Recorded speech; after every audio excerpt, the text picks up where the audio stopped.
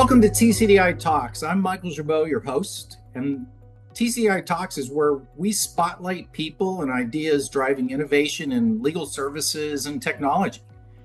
So today joining me is Geoff McPherson, TCDI's Chief Operating Officer.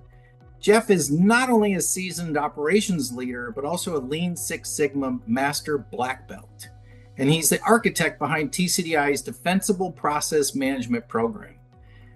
Geoff is very passionate about proactively building better systems and outcomes for our clients.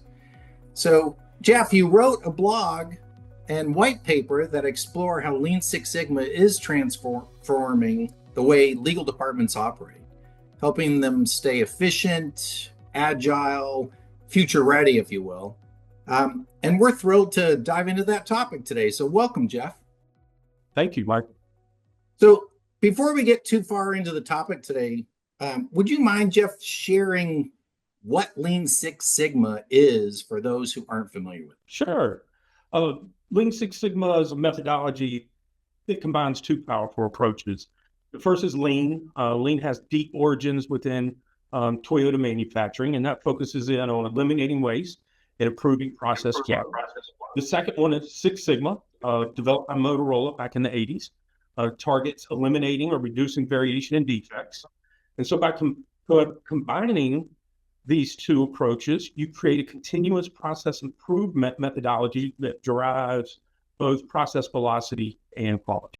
Geoff, TCDI has embedded Lean Six Sigma into its culture. How did that journey start, and what does it look like in day-to-day operations today?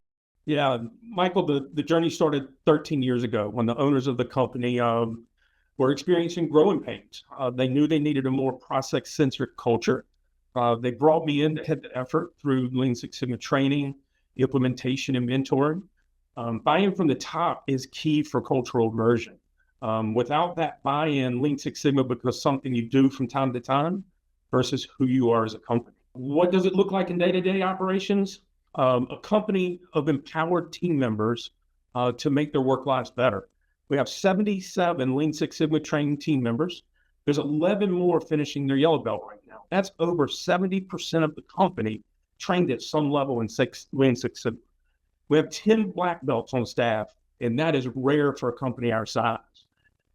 Our goal wasn't to make Lean Six Sigma a department or activity when a problem arises, but to create a workforce of Lean Six Sigma ambassadors. Now, Geoff, legal departments are facing increasing pressure to do more with less. Why is Lean Six Sigma especially relevant right now? Michael, that's everyone's own journey. For TCDI, Lean Six Sigma became relevant 13 years ago. For Motorola, it became relevant back in the 80s.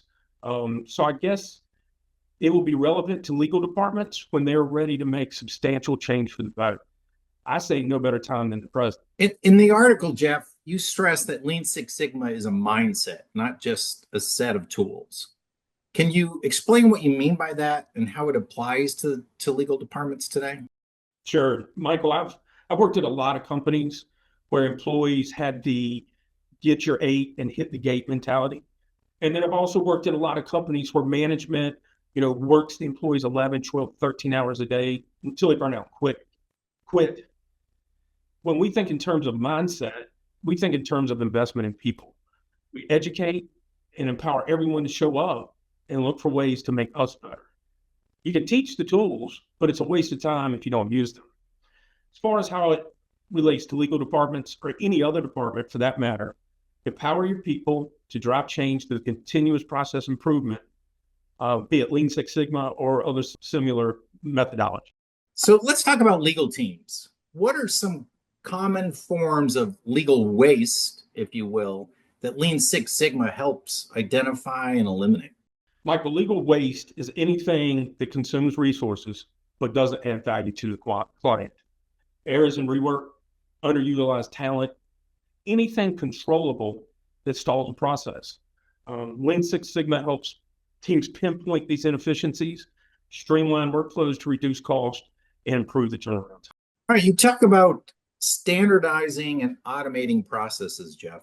For legal that you want to become more lean, which processes are usually the best candidates for improvement? Out of gate, Routine, high volume, repeatable processes are the best candidates for improvement.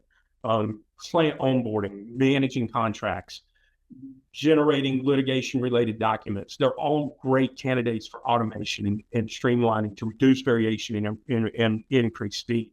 Also, workflows with heavy document management, internal and external handovers, processes like that are also great starting points for standardization. Well, and right along those same lines, many legal teams are also exploring AI. How does Lean Six Sigma help lay the groundwork for that kind of innovation? Good question, Michael. Lean Six Sigma prepares the groundwork for AI by standardizing and cleaning up legal processes. A messy, inefficient process will only produce a chaotic, automated system. Lean defines and optimizes the workflow, and then the data-driven nature of Six Sigma helps to identify the most impactful areas for the use of AI. So, Geoff, in the article, you talk about feedback loops. Can you share how feedback loops can lead to a significant performance plan? Sure, Michael. Feedback loops keep you from going down the wrong path. One of the core concepts of Lean Six Sigma is the VOC, the voice of the customer. So if we can identify who the customers are, internal and external, and we understand what their critical qualities are, and then we create feedback loops through our improvements, we can ensure we're consistently meeting the critical qualities of our internal and external customers. So, Geoff, what are some of the biggest misconceptions legal teams have when they first hear about Lean Six Sigma? Is that it only applies to manufacturing. It's too rigid for legal work. It will stifle creativity. It's just focused on cost cutting rather than value. The list could go on, but that's a good solid 4. In reality, the methodology is adaptable to all service industries. It frees up time for more creativity by eliminating waste, and it focuses on delivering greater value to the client. So, Geoff, what's a good starting point for legal teams who want to achieve great results through process improvement, but have never used this kind of approach before? Yeah, start small. Start small. Pick a high volume, low complexity process and map it out. Free online mapping tools, Visio, whatever you have, whiteboard and whiteboard markers. Start small, pick a high volume, low complexity process and map it out. Something like client onboarding or a common type of filing. Identify bottlenecks, error-prone tasks, and non-value added steps within that process once it's mapped out. Once you've done that, then come back and apply the Lean Six Sigma principles to improve it.